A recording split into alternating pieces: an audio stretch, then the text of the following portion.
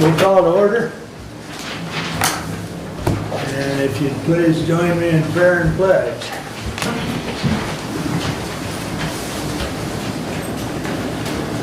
Heavenly Father, help guide us in our decisions today and watch out for the residents of the county and help everyone to make wise decisions.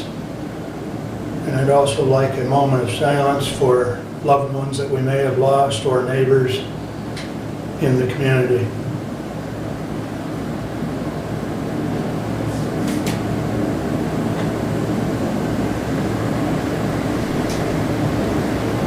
Thank you. I pledge allegiance to the flag of the United States of America and to the republic for which it stands, one nation under God, indivisible, with liberty and justice for all.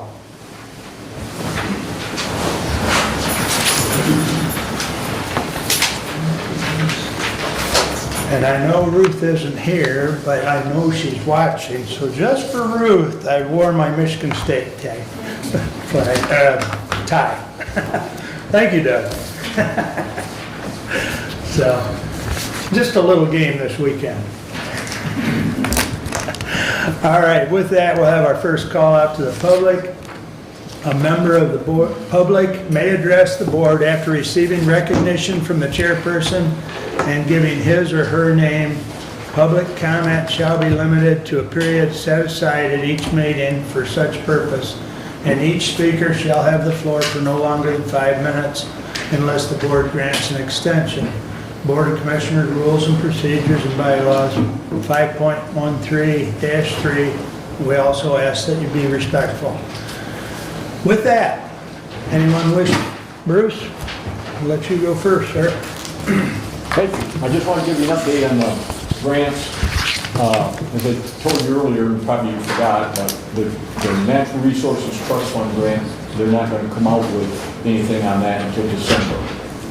That's the one we applied for that was for Lewis Emery Park. And after they bring it out, then the legislature has to approve it.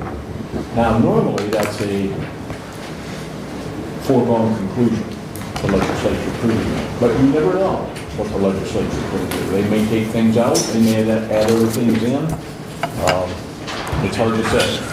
So once they come out, if we get approved on the list, if we do, and I don't know that we will, but if we do, then there's still another step. So I just want to warn you all of that. The second thing is, the second grant that we applied for is the Inland Fisheries Grant. And Derek and I sat down yesterday and put that in. And this is a little bit different. It's a pre-proposal that we put in place. And you have until November 19th, I believe it is, to get the pre-proposal. Then they take a month to look everything over, and they decide which of the pre-proposals they want a full proposal on. So we may get cut off at the knees on the pre-proposal and not even be asked to submit a full proposal. And if that happens, then we're not going to get that grant. If they do ask us to submit a full proposal, then we have from December 19th until January 27th to submit the full proposal. And they made it pretty plain to me, the DNR made it pretty plain to me. They have in this particular grant a little bit over $1 million to hand out. And we had started off this process saying we'd like to have the lakes dredged, okay? And if you want to dredge one of the bigger lakes, just preliminary information I've got is it's going to cost $1.5 million, okay? Well, obviously, they're not going to approve anything like that. Now, the smallest lake out there, Lake 1, is, I got an estimate as to what it would cost to dredge just that, and it would be like $185,000. And Matt Diana from the DNR in Kalamazoo indicated to me that that would be a really nice pond to make into a trout pond. But so I talked with you earlier about, would you be willing to come up with any additional dollars and so on, and it was indicated to me that maybe $50,000. So in the grant application we put in place, we paid the 10% of the grant plus $50,000. Well, the other thing I talked about Godfrey about is what if we do along the shores of every lake erosion mitigation? And he said that would be fine with him, that'd be a good idea. So in other words, we get it set up so no more would go into the lakes, okay? It wouldn't get any worse than what it is right now. And then work on going forward, trying to find monies to dredge the other lakes, whoever that might come from. So the grant that we applied for was to put erosion control around all of the lakes and to dredge pond number 1. Now, if I were you, I wouldn't hold my breath waiting for this grant to be approved, okay? I'm not saying that it won't be, but the nattering nabobs of negativism kind of indicated to me that don't expect it, but we'll see what happens, okay? So there's those two things, that's where we're at with the grant process. Now the final thing is, I wanted to present this to you. This is a sheet that was put together by the Mid-State Health Network, which is RPIHP, and it deals with drug abuse. And we have a lot of drug abuse here in town. And it goes into what they feel, along with the other 10 PIHPs in the state, are appropriate things that you could spend your opioid money on from the lawsuit, appropriate things that you could spend your money on in order to help people overcome their addiction. The one thing I want to point out to you, and I think this is not well known, because I hear a lot of comments to the contrary, but about 10% of the adult population has a substance use disorder, either alcohol or drugs, okay? But about 9.1% of them are in recovery. Now, it is not uncommon for someone to go into recovery 6 or 7 times before they finally are able to break out of the addiction that they have. So it takes a long time, and it's a bumpy road to say the least. But here are some things that you might want to think about as commissioners as to how to direct your opioid money that you're getting in. And I'm not endorsing it, I'm not saying you need to do it or anything else, I'm just saying I want to present this idea to you so you have it and you can be thinking about it and you figure out what you want to do with your money. Okay? So, thank you. Thank you. If I may ask Bruce a couple of questions? Normally we don't. I got it. Yeah, I'll allow. Okay, so a couple of questions. You talked about the first grant that we'll hear about in early December, and the second grant that we talk about dredge and erosion control that are current grants we're applying for. The new window starts in April for the next round. Are we gonna? The new window starts in April for the next round, I believe, for the Natural Resources Trust Fund grants. Yes, so with our 5-year plan that we talked about with parks, we had a series of years when we were going to apply for grants. Is that still the intention, that you've been so great helping us with those grants? Are we going to try again? You know, regardless of how we hear about this round of grants, there's another round of grants, as I understand it. There are, and in the Natural Resources Trust Fund grant, it was also indicated to me that the state doesn't want to put money in there for dredging either, but we can apply. Okay. So Well, yes, there's other projects on the 5-year plan, though. there are other projects on the 5-year plan, yes. Okay. And if after we get through this initial grant process, you still want me, yeah, I'd be willing to write up some more grants. Okay, then I do have one more question. I attended a Hidden Lake Gardens last week, the MSU Extension seminar that they gave that was very helpful. And one of the things, Mary Bowling, who is the interim director at MSU Extension for our District 12, I talked to her about our ponds and how the water is changing levels. We don't know where the water, how that's happening with the water. We talked about the lily pads that are taking over the ponds and so on. And what she indicated to me and sent me an email that she has reached out to a water ecologist on campus who wants to do a site visit. So that's new information, and Good. you heard it first here. So we're moving in that direction as well. Good. Okay, thank you. Okay? You good? Yep. All right, thank you. Thanks, Bruce. Yep. Stephanie, I believe you were Did you have your hand up? No. Anyone else? Go ahead. Yes.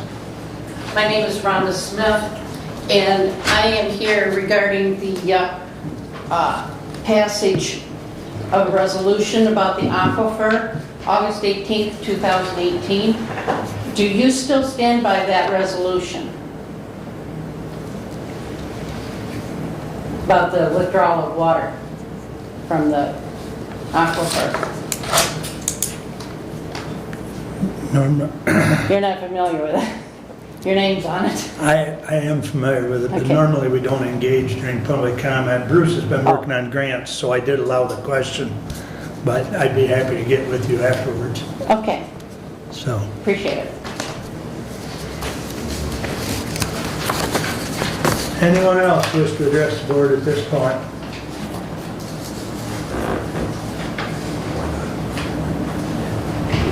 Bob? Good morning. See you later on. I think you've done a great job. Again, to each and every one of you, I've got to observe you over the years, and I thank you very much, especially this gentleman over here. He has shown concern personally, and I think that's something that I think all of you, made valuable to me over the years, and I want to thank you in different ways that you've addressed my issues, and I thank you for them. I guess that the only concern I had is about I had with Mr. Ingalls was that there are other things in the road commission direction that simply outlines their responsibilities as a separate entity. And that entity was also responsible for the hiring and the maintenance of a manager that's there. And we have 3 road commissioners that did not successfully, and the complaints grew on. So I want to say that recognition there. I was wrong the other evening at the city, and I believe I let you know that. I had to look it up and found it was wrong. And so I definitely take that back. What I have here is, well, let's just say it's meaningless. I don't need to say it. I don't know, the corn festival, corn festival that they have in Litchfield. It's really a nice, little deal they have all the time. I don't know if Mark remembers Marcella. I think you more like know her by the name of Marcy. A wonderful gal. She's doing some good things, I should say, not knowing her entirety of her background, how good she will be, but it is, I think it's good that we all recognize that festivity is need to be looked at, even stronger up there. As far as what's going on here, honestly, the aquifer, this water table level, us getting our water from any of this, the bottled water down there at the aquifer, that ½ cent that's been bargained for a value for a water bottle company, and why should we buy our own water back? Mark, we've been involved with that a great deal down there, but I hope that whatever you come up with, I hope it's a compromise in the good, because we're going to be looking at the rest of our lakes, our water going to be diminishing simply because we're going to be tapping into, and we have 5 or 6 other aquifers from the entire United States that have diminished, have no longer in existence of good water. They have to drill lower and lower. California, Arizona, Atlanta, the one from South Dakota going down to Texas. They've all turned around with companies coming in, like over in Milwaukee, you got the company saying that they want to take the water out of Lake Michigan. It started out 4 million. It started at, I think, at 11 million gallons. And then they flush out all the sewage back into Michigan. There's no way to monitor this. The public will be having a problem, I think, with their water if we allow this continuance of the aquifer to tap into our water and make it bottled. we're gonna be, sucking off the damn bottle. Anyway, thank you. Thank you, Bob. Anyone else at this point? We do have another public comment towards the end of the meeting.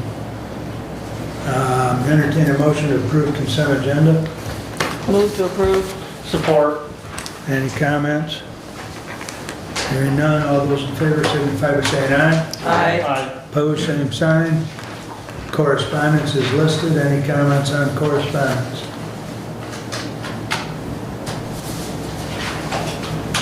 Entertain a motion to move, excuse me, regular agenda.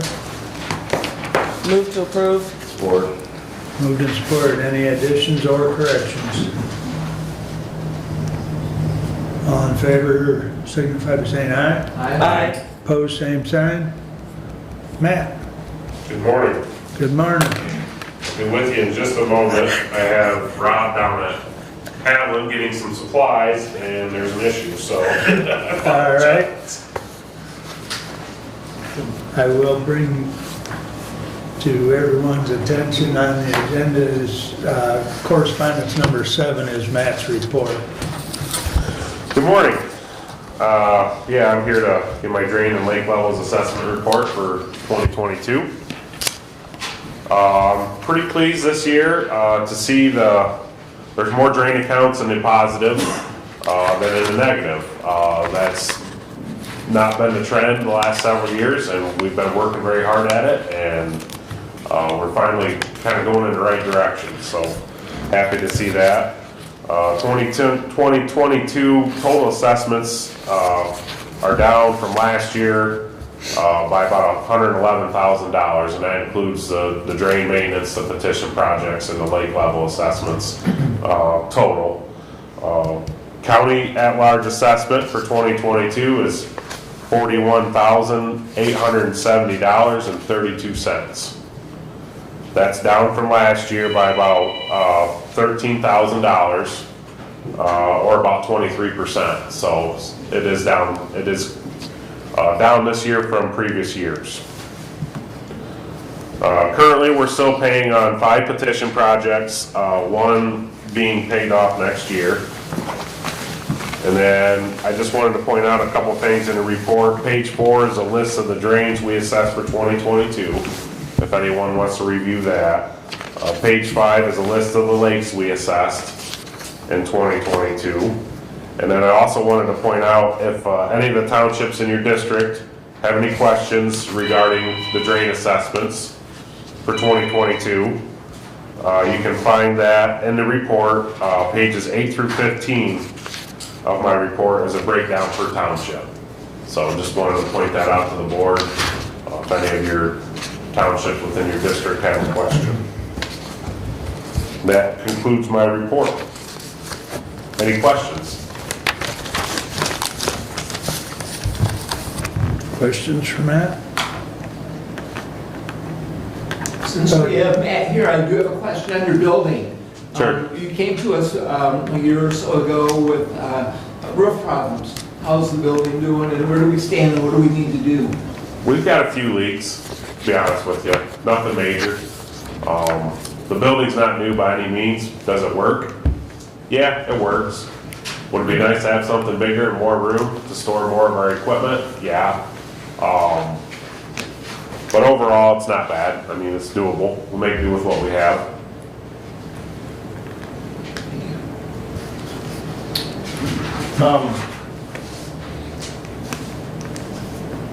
So you had a big reduction in the assessments this year. Is that just because of lack of labor force at the drain commission to do some more projects? Very good question. I'm glad you asked that. Multiple things are factored into the assessments. One of them is because I've been more aggressive in the past 4 years with the assessments to get more drains in the black instead of the negative.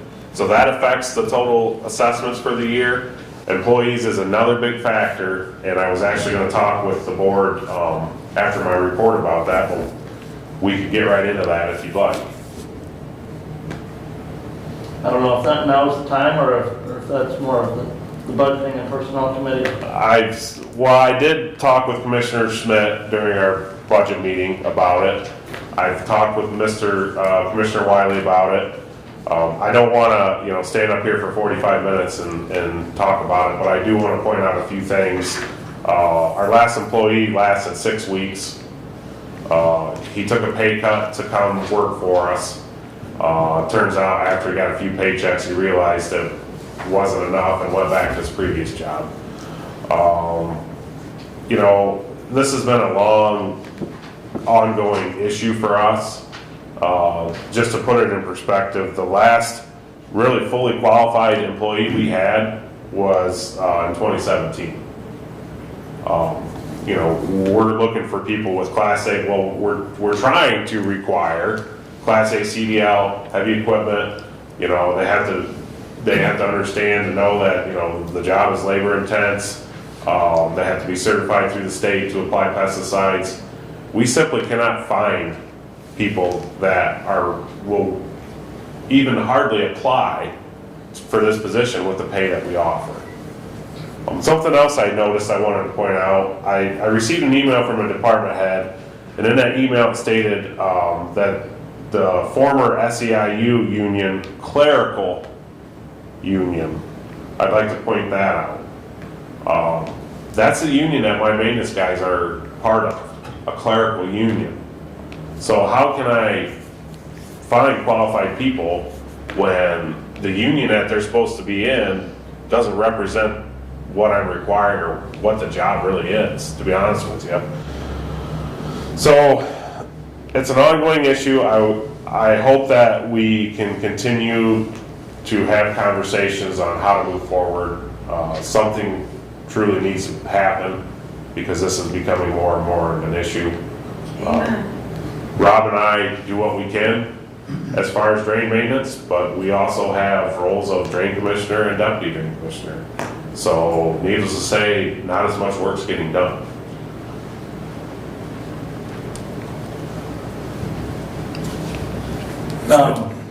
Anticipated thoughts for the next year? Any major projects that you've got to do, dam work? I think you've been working up in Somerset Township. Yep. So as of right now, there are no petition projects really that are, we have a few petitions that we're looking into, but we haven't followed through with the next step of those for the drains. Lakes, we are still working on, we need to adjust the level of South Lake. There's a discrepancy in the court-ordered legal level. We've been working on that for a couple of years. My engineer's still trying to obtain more information so we can have a court hearing on that. The other major project that we're getting close to bid is some dam repair on Lake Somerset. There's 3 dams on that lake. One of them has some minor issues that are better to resolve now than wait till they're major issues. So we're working on a project there. And the last major project you had was the, Pleasant Lake Drain? yes, was it Lake Drain? Did that contractor finally finish the job Yes. satisfactory? Yes. As far as timeline, was not great. Quality of work was exceptional. Did a great job.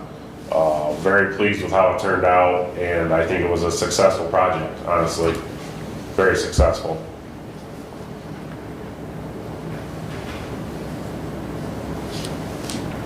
Other questions? Matt, are your employees, your maintenance employees, I know in the past they have been somewhat seasonal, that they've actually, it's worked out well for them to ask for a layoff during.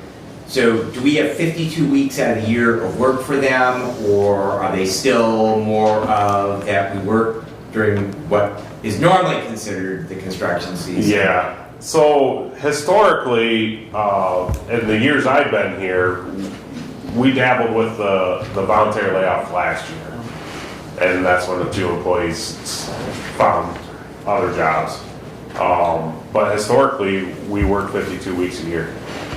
The winters are always, you never know. If we can work, we work.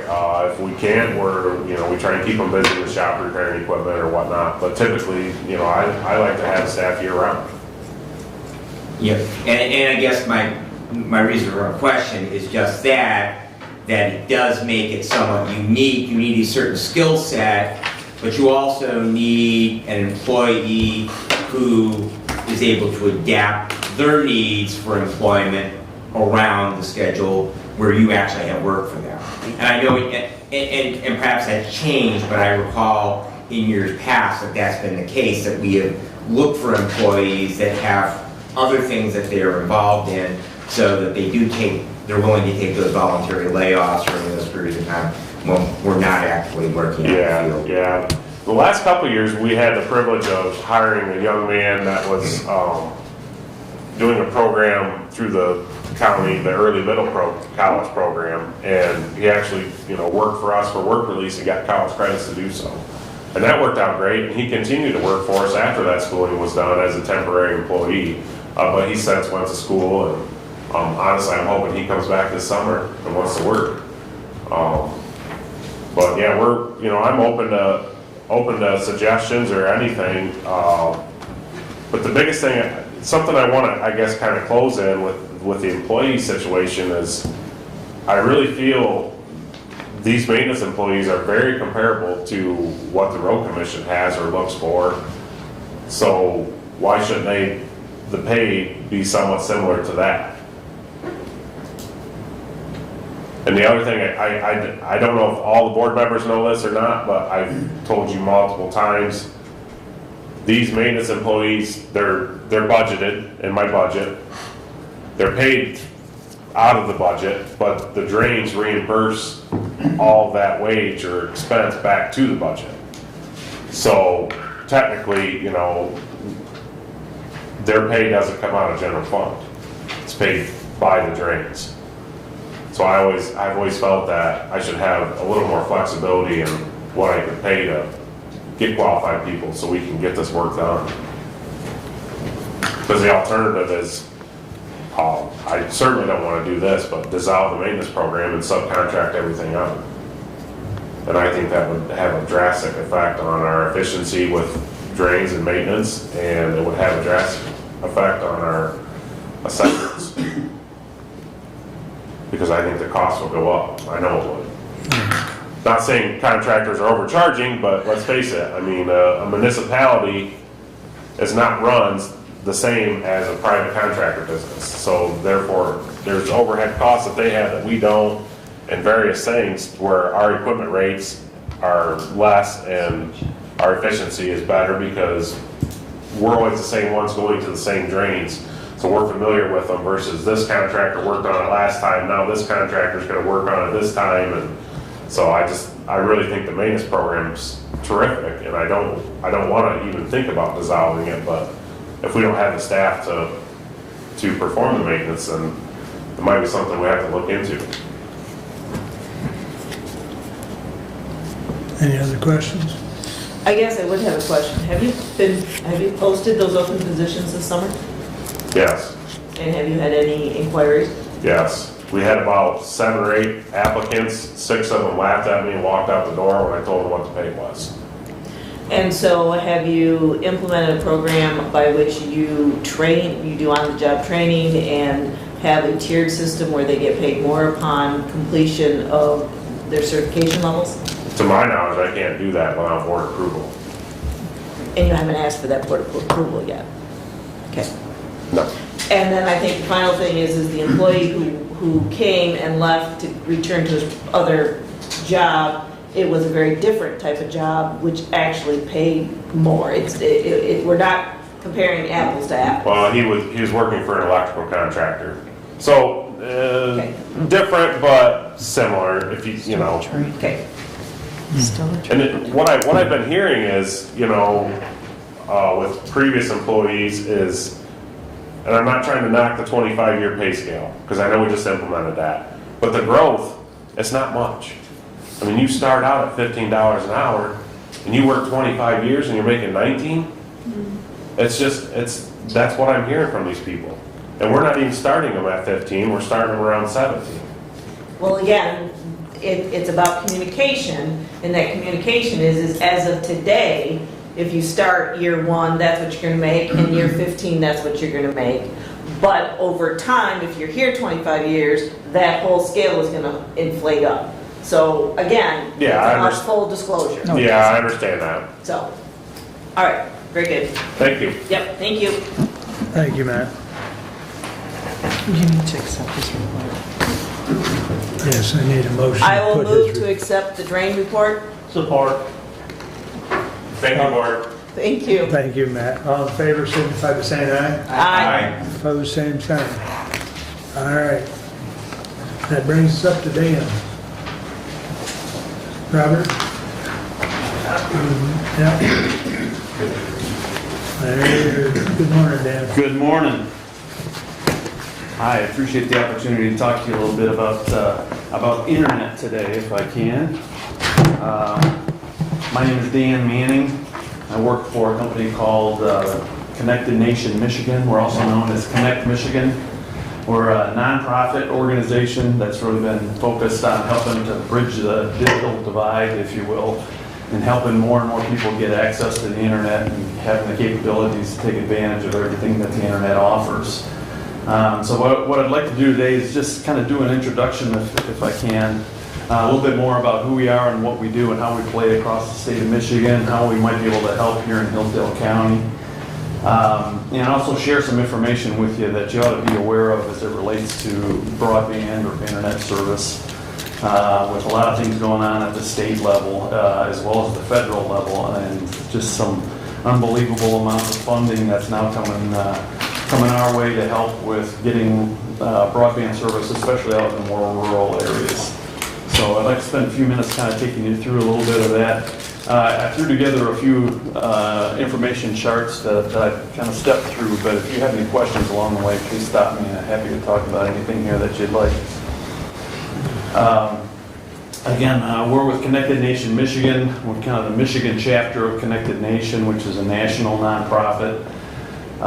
We also have been working very closely and helped form this new Michigan high-speed internet office that you may have heard of here that Governor Whitmer put in place. She announced it a little over a year ago. It's now finally got the funding that it needs, and they're staffing up and forming that organization to start building a strategy around broadband or high-speed internet and what's the best way to use the funds that will be coming into that organization.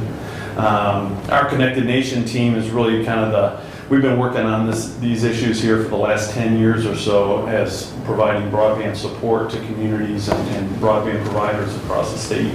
So now they're kind of taking that mission, moving it from us, which is outside of the state government structure, and now into the Michigan High-Speed Internet Office, which is now part of the state structure, if you will. But we continue to work very closely with the new MyHigh office. We provide we continue to provide support for communities, counties, townships, and other community organizations that are trying to solve this problem of how to get internet service to all of their businesses and residents. We do a number of assessments. A lot of communities have taken advantage of the offering that we have to go out and do surveys of residents and businesses to find out who actually has service, who does not, what kind of speed that they're getting, is it sufficient for what their needs are, and so on and so forth. We've probably done that in about 50 out of the 83 counties across the state of Michigan over the last 10 years. And more recently, we've been doing these broadband workshops to try to bring community leaders and broadband providers together to start having these discussions about where the problems are and what's the best way to solve those and how we can form partnerships to make all that happen. So we always talk about broadband. A lot of people may have different conceptions of what broadband is. It's really high-speed internet, but the definition of high-speed continually changes. So up until the last year or so, the standard that the country was trying to get to was the standard speed of 25 megabits download speed. Is the way they measure it, to give you sufficient speed and capability to do most of the things that most people would be doing at home. Because of all the demands, all the applications, and all the other reasons for people to be online, they've now upped that bar and it's now up to 100 megabits. Service is now considered to be the definition of broadband. So we're trying to get everybody to 100 meg service.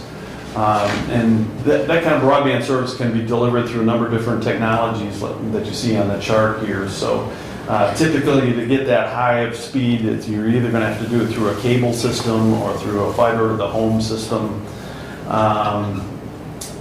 So those are probably the major technologies that will deliver that kind of speed.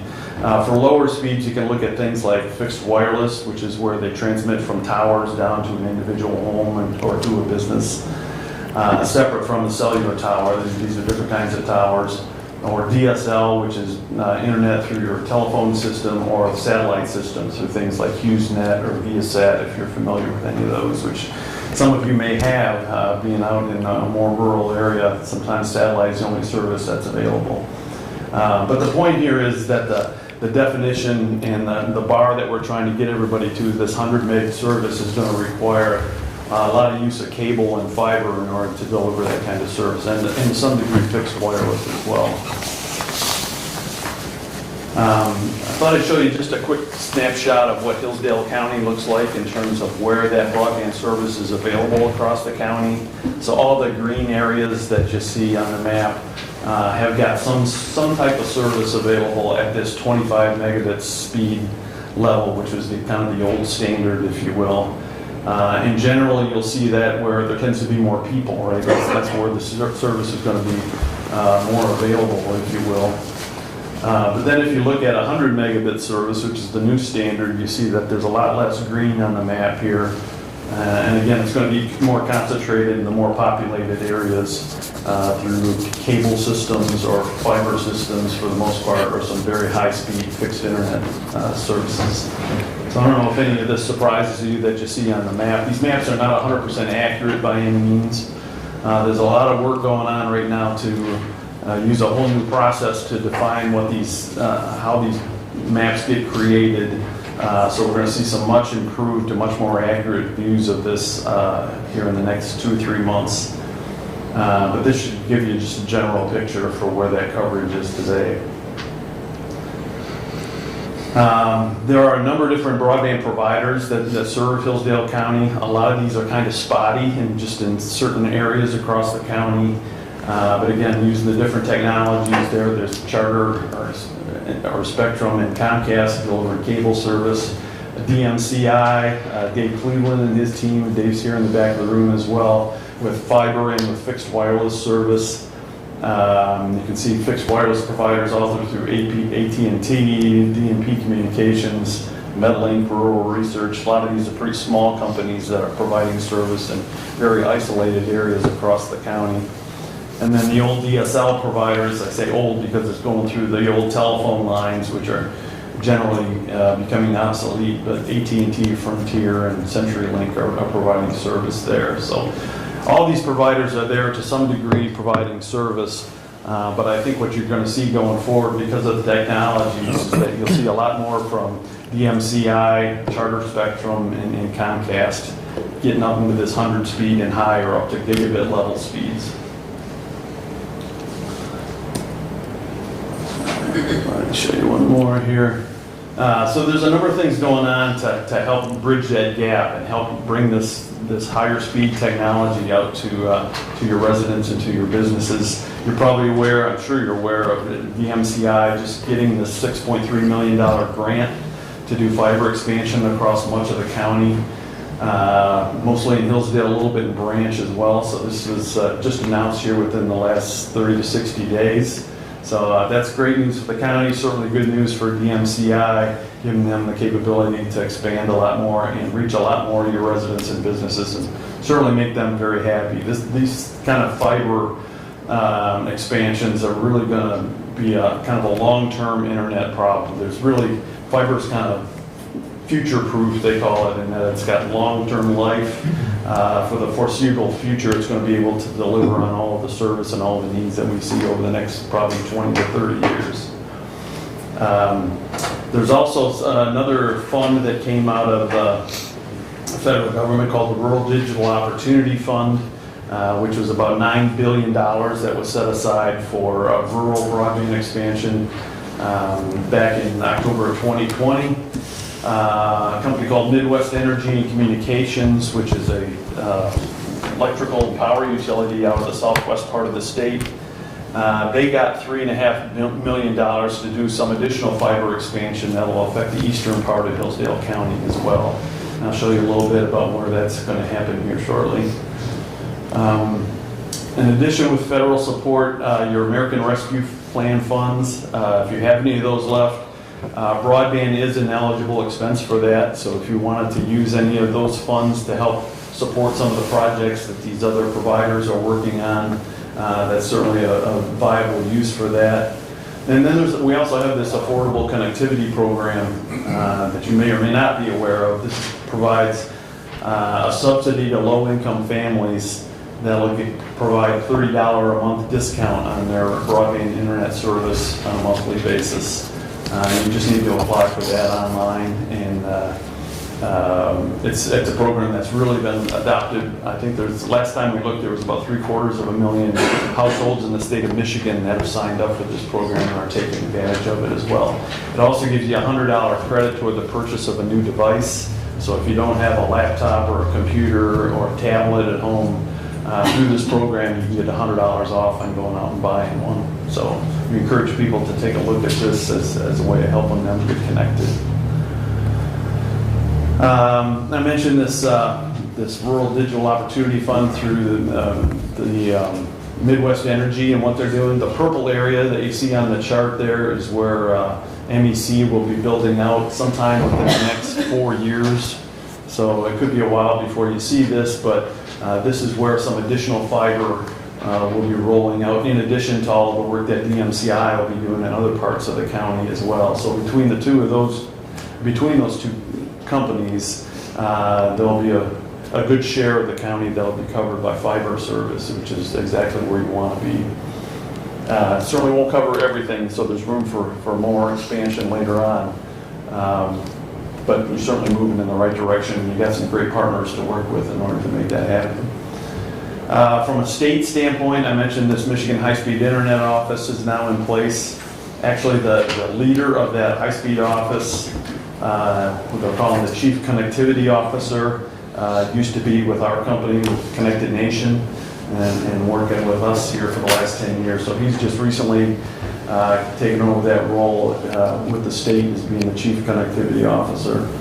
And one of the first things that they're doing is rolling out this new grant program, which will be about $250 million for broadband projects across the state. It's called the Robin Broadband Grant Program. It's going to be available for applications so that local broadband providers can apply for these grants later on this year. The funds will be dispersed sometime probably in the spring or summer of next year to help do some additional fiber and cable expansion throughout the state in different areas. And all of this money that comes through this grant program has to be spent over the next 4 years. So it's still going to take some time for all of this to have its effect, but by the end of 2026, we should have pretty good coverage across the state. The biggest part of all of this is, and the biggest amount of money, is through the infrastructure law that was passed last year by the federal government, the bipartisan infrastructure law. Part of that was called this Broadband Equity Access and Deployment Program, or BEAD.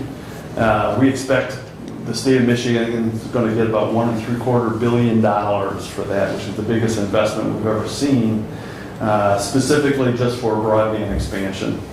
So that will help us further fill out the gaps across the state wherever there's any areas that are considered to be unserved, which is where they can't get that 100 megabit download speed available. So a lot more to come on this. It'll be another year before that becomes available for people to apply for those kind of dollars. But needless to say, there's a lot of money sitting out there that's going to be available to help with broadband expansion and getting everybody connected.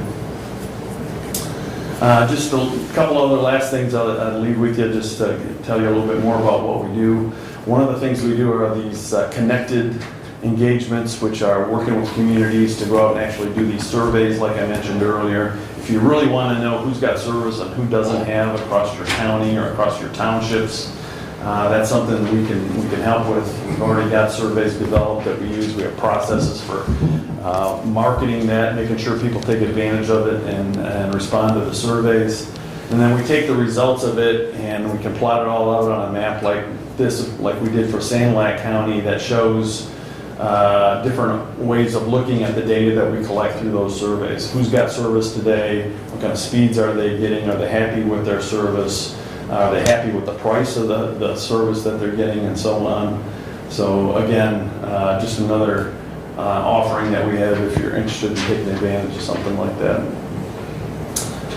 And then finally, just leave you with some more information about who we are. If you want to find out really what's going on related to internet or broadband across the state and as it affects Hillsdale County, you can find us out on our websites or on our Facebook page.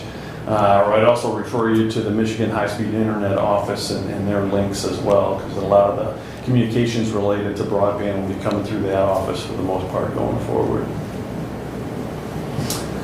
So I'd just open it up for any questions that you might have. I appreciate the chance to talk to you a little bit today. Questions? Robert, do you have anything to add? Sorry. Yeah, no, nice job, Dan. Come on up here, Dave. Yeah, sorry. Yeah, that's fine. Nice job on the presentation there, Dan. Yeah, I mean, as far as the expansions of DMCI is going, we've got, as Dan's mentioned, the $6.3 million award that we received through the Reconnect 3. We're working on Reconnect 4, which is due next week.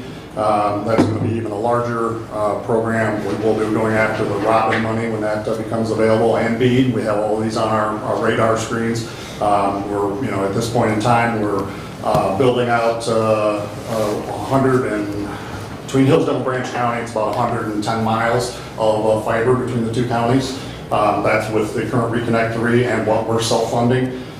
So some of the areas that would be helpful for our company in facilitating some of this, and this ARPA monies potentially could come into play, is helping with some of the fees that we pay to the road commission, drain commission, those entities there. We got in Reconnect 3, there's tens and tens of thousands of dollars worth of fees that we have for right-of-way access, road crossings, per mile charges, drain commission, so on and so forth. It's a lot of money that we're putting out in the fee structure. This would be a great area where some assistance from the county would be very helpful to us or any other provider, frankly. Still using that ARPA monies to pay the road commission so that they can do their assessments and make sure we're doing what we're supposed to be doing, working with the drain commission so their funding is, they're not getting taxed by that department. But that would be a great mechanism for the county to assist us in helping us provide, get us down the road further with every dollar we can save on fees gets us a little farther down the road. Okay. Go ahead. So once we have the fiber in the backbone, if that's what the correct term is, how do you, is there going to be a connection to the houses? Yes. When we finally, that's the whole point of the program, is that right? That's correct. It's all fiber to the home. So it's fiber all the way actually to the side of the house, and then fiber inside the house to the actual ONT inside there, or your Wi-Fi device inside of the home. So, I hear so many times that fiber goes right by my house, but I can't get the connection. right. Sure. Everything that we're doing, all of our deployments are every road that we go down, we will be splitting, running a GPON, XGS PON, technologies we'll be dropping off at any home or business that is interested in our service. Thank you. Okay. So, Dave, unlike Frontier, which has a lot of the fixed Wi-Fi stuff, you're looking at more of a direct physical connection of fiber then to the houses, or are you also building out a Wi-Fi network back on that fiber with nodes around the county? Yeah, so we already have 51 towers in Hillsdale, Branch County, and that's been our business for the last 16 years. So as we build out fiber, yes, we are dropping fiber off at our tower sites also, Wireless technology continues to improve. Dan mentioned the fixed wireless. Those technologies are constantly improving. The 100 meg is available, off of wireless in many places. So as we drop more bandwidth to the towers, I see Hillsdale and Branch County, because of the ruralness and the cost per mile of putting fiber, I see a hybrid system of being a fixed wireless fiber provider as the ultimate, the better play. For economics, it just does, there are many roads in the county that does not make sense to send fiber down at $70,000 a mile to go down a road that has 2 houses in a mile, or it's just not economically, viable. Return on investment is not there unless you're on the way someplace to something with more density and population. So the fixed wireless hybrid fiber system is absolutely the direction that we're going. So our first build that we have in the Reconnect 3, that is 1,400. We're passing 1,428 locations, businesses, and residents in that build. I honestly can't tell you what the number is off the top of my head of our builds there. It's several hundred in that. The Reconnect 4 we're working on, that's around 1,500 homes in that. That's another 136 miles of build that we're working on right now. So. I do have one more question.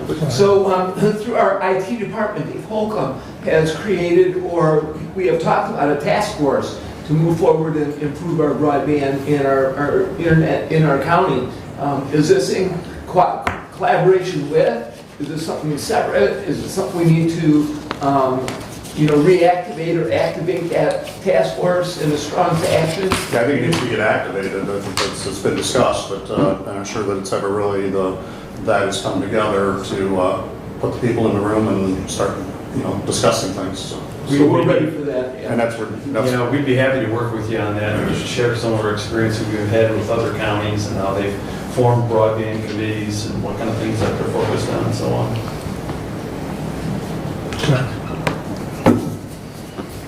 Any other questions? I'll leave you a few of my cards before I leave. That'd be good. That'd be good. Thank you, Mark. Dave. Thank you very much. All right. Thanks, Dan. All right. Moving along to committee reports. Kathy, you're up first. All right, resolution 22-124 to the Honorable Board of Commissioners. We recommend payment of $12,351.42 for fiscal year 2023 membership dues, which is based on the 2020 census population of 45,746 and are calculated at 0.27 cents per capita. The fiscal year runs from October 1st, 2022 to September 30th of 2023. Payment shall be remitted to the Region 2 Planning Commission, 120 West Michigan Avenue, Jackson, Michigan, 49201. We further recommend payment of $12,351.42 to be taken from the membership and dues budget account 101-101.00-810.000. Respectfully submitted, Kathleen Schmidt, Chair, Budget Committee.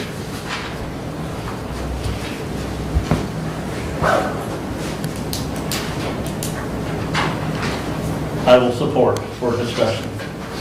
Okay, now that it's available for discussion, I will say that this was put in the packet. I knew nothing about it until I read the packet myself. Upon asking some questions, we have not been a member of this in the past. And I would say, I would recommend that we don't pass this at this point because I don't think there's been any discussion at the commissioner level or even in the budgeting process to be a part of this. If memory serves me right, in the past, this has been turned down. Yeah. And I would say, I think in the recent past, we haven't been members of Region 2. I think at one point in time, the county was a member of the Region 2 Planning Commission, but it's not been in the recent past. And so, yes, I can't support the resolution. And I think, I don't remember whether it was last year or the year before, but I had some folks come from Region 2, and we do have some townships and or municipalities that are members, but the county has not for many years, largely due to the sum of money and the projected return. But yes, annually, we bring this in front of the board. So, Brad? Thank you. I first of all like to thank Commissioner Schmidt for her being candid about how this got on our agenda, because I was kind of surprised about it, and that, you know, I would just ask that going forward that the chairperson of the committee under which a resolution that's put on our agenda at least be apprised of it prior to the agenda coming out, because I think that that is not particularly courteous to the individual to seeing it before then. With that said, I will be voting against the resolution. Yes, we do have units of government within the county that are members. Those are generally units that choose to be in those places that have active planning commissions, they have zoning, they have all kinds of regulations. I often comment that I'm very glad that A, I live in a free county free of countywide zoning, and B, in a free township free of township zoning. And I think that Region 2's primary function is to increase the size of government, increase the regulations we as citizens have to live under. And again, I will be voting against the resolution. Thank you. Further comment? All in favor, signify by saying aye.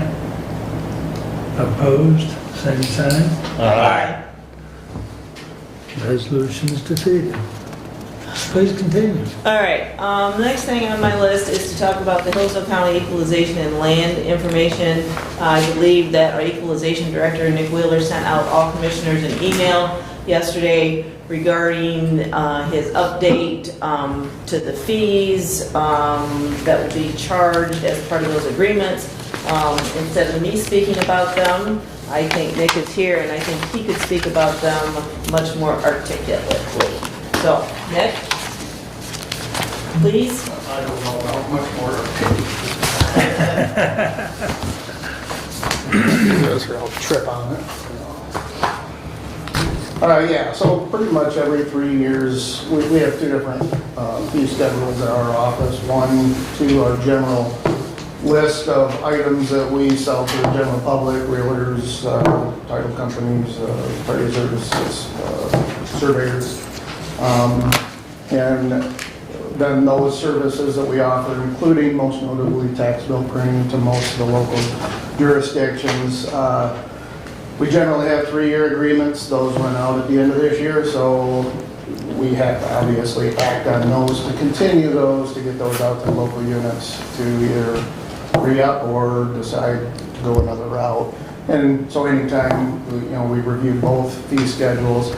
The only thing as far as the individual costs to the day-to-day operations is because in 2020 we acquired updated imagery. That was just after the board passed the fee schedule last time, so that's the only change to that fee schedule that we're recommending at this time, is to add the availability of the 2020 imagery. And as far as the services to the local units, those have not changed, other than I have found it necessary to put in that agreement a specification that each local unit must get with their assessor and determine, what data are we going to use when it comes to tax bill printing. That's always been kind of a county-led charge, but now we're getting a lot of turnover in assessors in the county, and I find it necessary to basically put that down in writing so the townships and cities that use our services are clear when their tax bills are printed where that source of data is coming from. So I just put that in the form of the agreement at this time. And when I write the letter, assuming we approve this or the board approves this in the next coming meeting or two, I'll lay that out just to say, hey, you need to get with your assessor and discuss what route you guys want to go, because the assessor is the one who ultimately takes full responsibility of those. So they need to be involved in that decision. So we're just laying that down in writing now. So that's really the only change to the local unit fee schedule that I'm recommending at this point. So what I would say is our plan forward is to submit these schedules along with the resolution in the consent agenda for the next meeting. But I wanted to bring it to you today to discuss it. You have eyes on it, and if you have questions either today and or before it reaches the consent agenda next week, you have time. Question, excuse me, questions or comments? Okay. Thanks, Nick. Just Oh, go a ahead. question, if I might. Has the general landscape with the assessors settled down? Because I know we went through kind of a shuffling. We lost one individual who was doing a bunch of units, and that kind of moves the work around. And I haven't heard anything horrible out amongst my units. No, there's a lot of good assessors we have in the county. Not that there haven't been in the past, don't take that comment wrong. But I think we got a pretty good solid core of assessors in this county. It's kind of the smallest number we've had in many years. But with the old supervisor assessor kind of, in fact, we don't have any supervisor assessors of record anymore. When I started here, I think there were 5 or 6.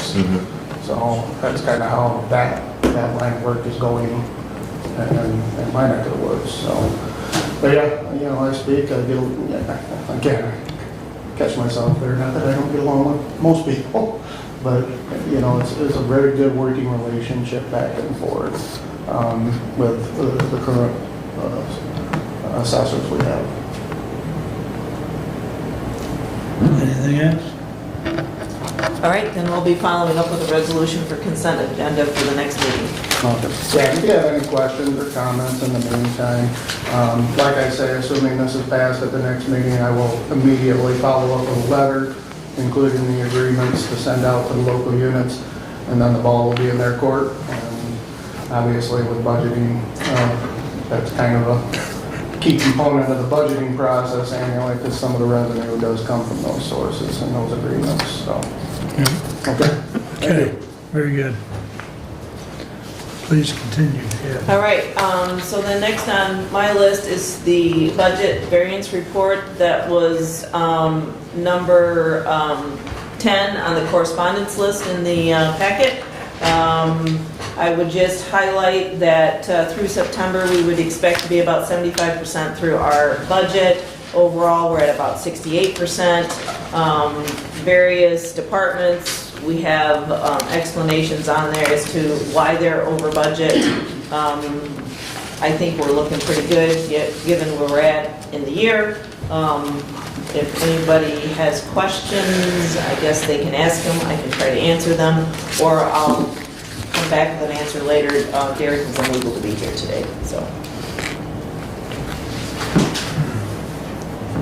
Any questions on the variance report?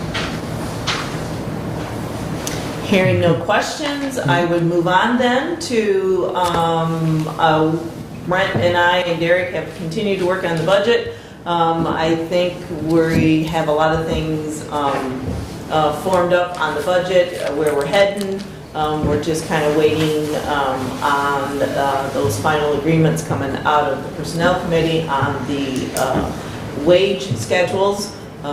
So that's kind of where we're at. We hope to have a preliminary budget in November, probably at the second meeting, if everything gets finalized with those wage schedules. So that's kind of where we're at. And moving on from there, I have attended my township, city and village, city meetings. The city of Jonesville has moved back into their city hall due to storms last summer. They had water damage. The roof, remember, came off the city hall, and so they have moved back into that there. They are happy to be back home. I will say that I attended my first meetings at the village of Jonesville since being a county commissioner, because prior to their roof being ripped off, they were meeting because of COVID in the fire conference room, because they had more room there for distancing. So I think it's been kind of amazing to have been a county commissioner for almost 2 years and finally meeting back at the Jonesville City Hall. Scipio Township has purchased a building for a township hall. I think that is going to be final sometime in February. I attended the Litchfield Tifa meeting and wanted to let you know that they have hired a full-time director/instructor at the Latart Center, which is their training center out there. Sounds like they have a lot of of businesses who have signed or intend to have employee training there. They're looking for good things to happen there.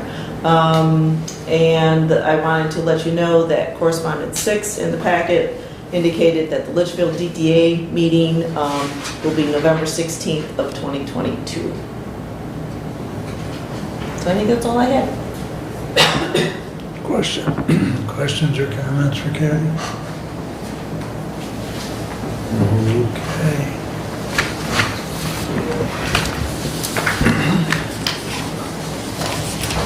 Brett, I believe you're next. All right, well, I will, first of all, I guess, move to take resolution 22-120 from the table. Second.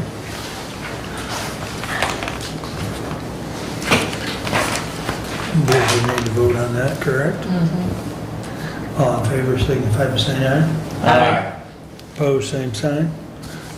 Motion's back on the floor. All right, so we had some discussion at our last meeting, and Terry's here, and I had sent her a couple of small changes to the contract. I hadn't heard back from her, so I hadn't sent that contract changes to the clerk's office.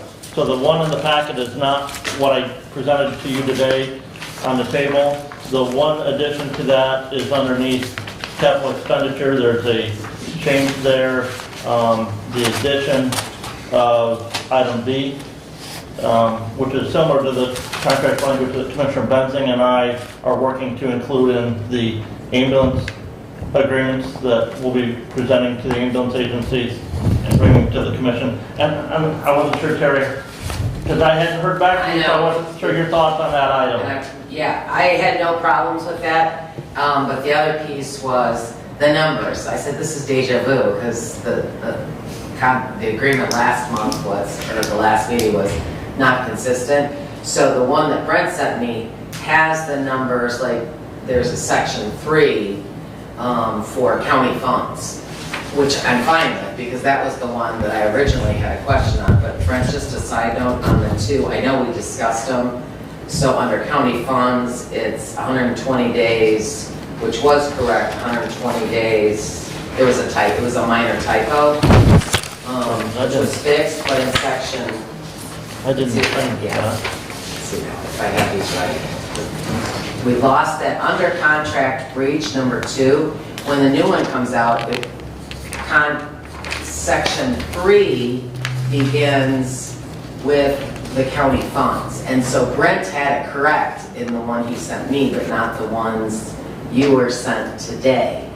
So it will be all the Roman numerals, obviously, if after contract breach, Roman numeral number 2, and then Roman numeral number 3 starts at A of that, which he has correct. But the other 2 pieces was on the records. We brought this up and maintained said records for 5 years. Yeah. Is this the one you did? Mm-hmm. Yeah. And not 50 years. It was just a parentheses. Where is it?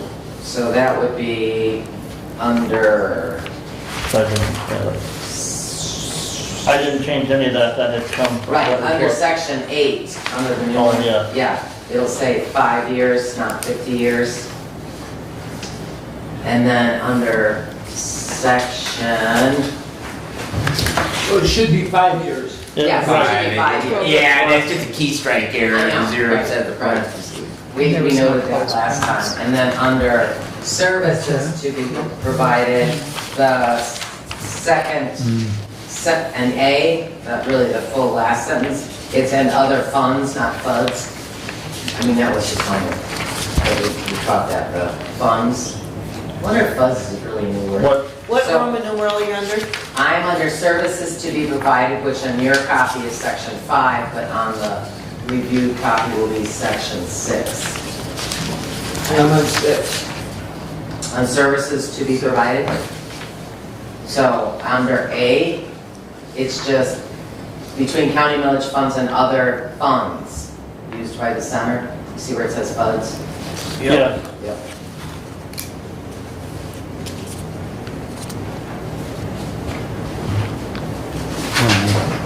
And then the one that, under capital, you had added which will be a renewal on the capital, The depreciable clawback, which section was that? that was underneath section 4, letter B. Right, because what will be added will be, yeah, so you have, We got too much cleanup to do again. well, it's only about four things. But under the capital expenses, you added any equipment purchased by the center with the funds of this agreement in excess of $1,000 limit spelled out in item A will be placed on an industry standard depreciation schedule, and the undepreciated value of the asset shall be returned to the county for continuation of senior services and the termination of this agreement. That's what was it. If I read that Yeah. right? And so then, Oh, yeah, I wasn't aware of these other, yeah. Well, I had time to just, because I had a whole stack, I'm like, okay, this is the most current. And I went back to the one Brent sent. So, do we want to table this one more time, bring it back a clean copy at the next meeting? Make it a lot easier. Yeah. Then I move to table. support. I just like seeing you, so. Okay. Madam Chair. Yes. All in favor, signify by saying aye. Aye. Opposed, same sign. We'll see you next meeting. Brad? I just wanted, and Terry, just, it's not a negative here, as far as the auto renew, my only concern with that is that because there is going to be significant changes to the language of the contract when your bonds are paid off, okay? In other words, right now, we basically have a tenant lease agreement. Right. All right? And so that's, I just want to articulate, it's not a deal breaker for me. I just think if we're gonna look at this language one more time, because that was the one point Well- that we did get the depreciation in, and so I really, really think that having the auto renew without completely redoing that language, because we are going to end that tenant-landlord relationship that we have right now. I mean, if you start out right at the very beginning of the contract, it talks about that. And Commissioner Leininger has been much more involved with this, and so I will defer to him. I just want you to understand, I just wanted to articulate today my concern about that, because every 2 years, at least till the next election cycle, we have potentially 5 new people sitting in these seats, and losing that historical, you're gonna be there forever. No, I'm not. However, I believe that changing the term of the contract, Commissioner Benzing, will address that, and that's why it was shortened, so that we can reconvene because we know we'll have to amend it after the bond issue is paid. So in response to that, I say, yes, we did hear that, and that's why the term is shortened. So, I mean, obviously, in 2023, it goes till 2025, December 2025, so absolutely we'll be having discussion and amendments, because that's when the bond issue is made. So, well.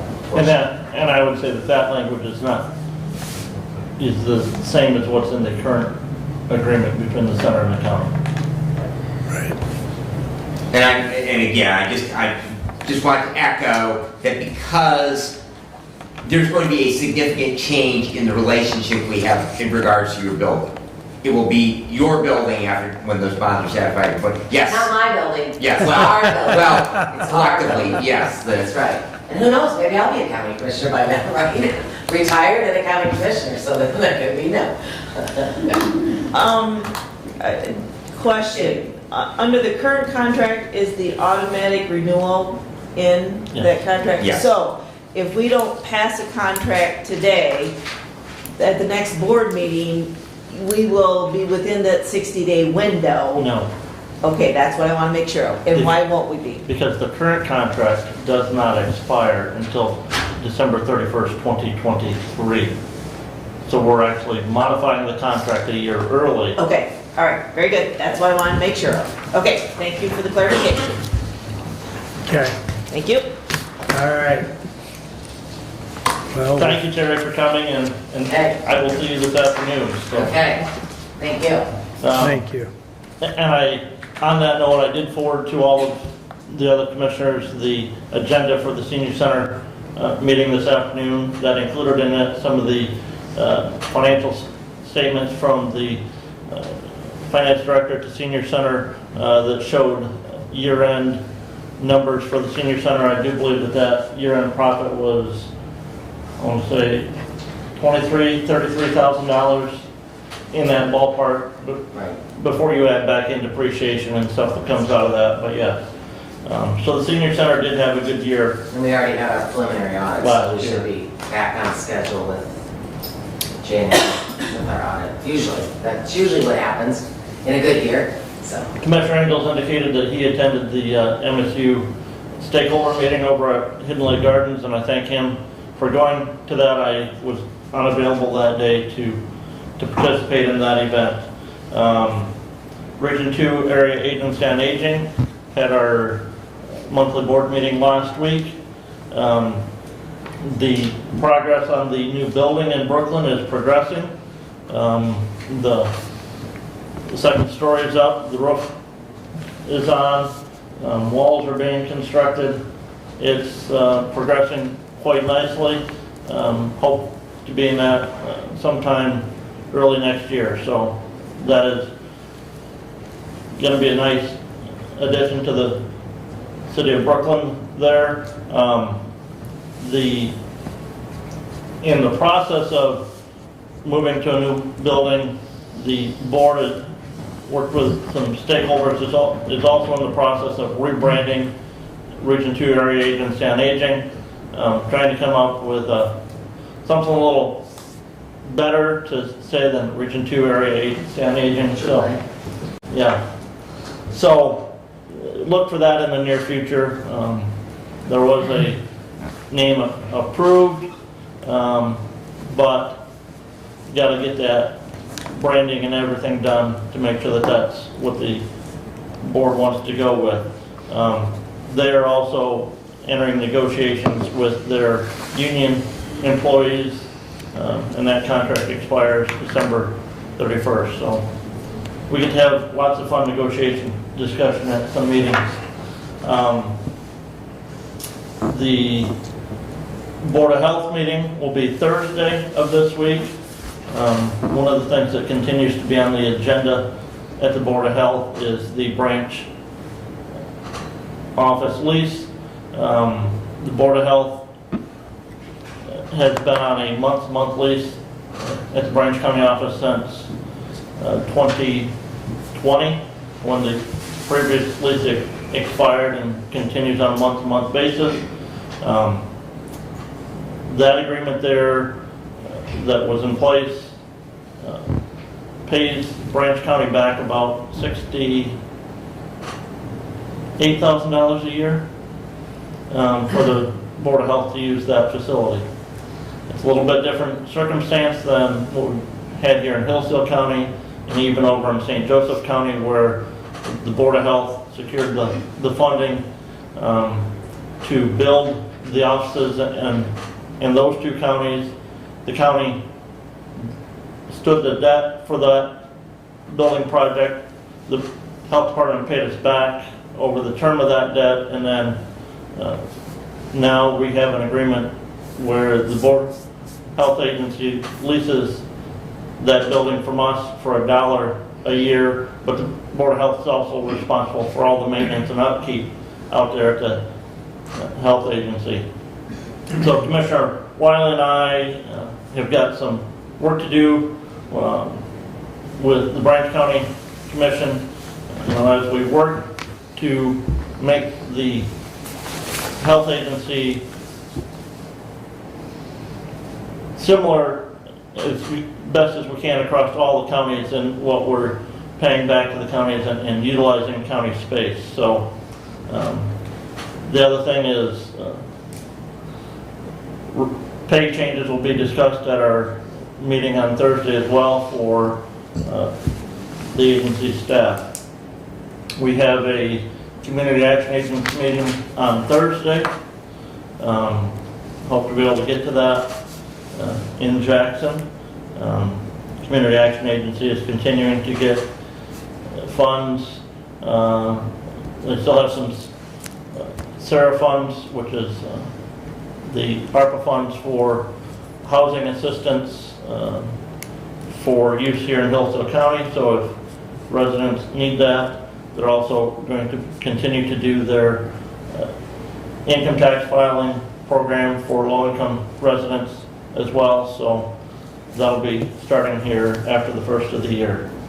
As Commissioner Schmidt said, I've been to many of my township and village meetings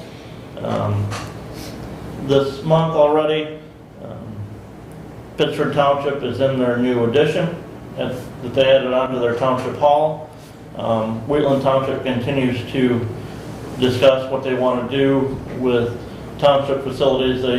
One of their biggest concerns there is they don't have a restroom in the building, and where the current building is located, it's not conducive for parking, especially on election day. So they're looking whether they can find some property to purchase or a building that would meet their needs. So that is all that I have at this time. Questions or comments for Brent?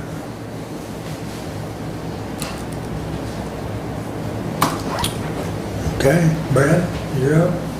All right, we did have a County Fire Association meeting last Sunday. There were only 4 fire departments that were represented there. Just my comment on that is the time and place or date was changed from a Tuesday evening once a quarter to a Sunday evening at the request of the majority of the fire chiefs in the county, and our attendance actually went down. So they are going to try that one more time, next quarterly meeting, and that will be in January with the hopes that attendance will be a little bit better. There was no date set yet for a county fire academy.